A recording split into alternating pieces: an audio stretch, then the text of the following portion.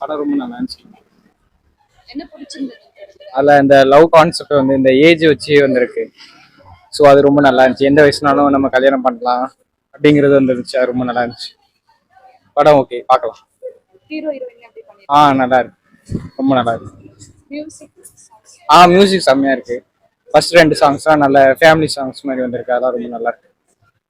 Thank you. படம் நல்லா இருந்துச்சுங்க. என்ன மாதிரியான movie இது? அது லவ் மேரேஜ் கான்செப்ட் தாங்க. அந்த டைட்டிலுக்கு ஏற்ற மாதிரி ஒரு படம்.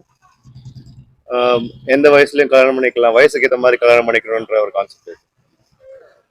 டைரக்ஷன் எப்படி இருந்தது? நல்லா இருந்துச்சு.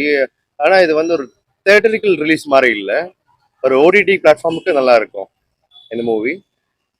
வந்து பார்க்கலாம். இந்த விக்ரம் பிரபா புரியலங்க. விக்ரம் பிரபா எப்படி பண்ணிருக்காங்க? எஸ் சார், ரொம்ப நாள் கழிச்சு வந்து பண்ணியிருக்காங்க.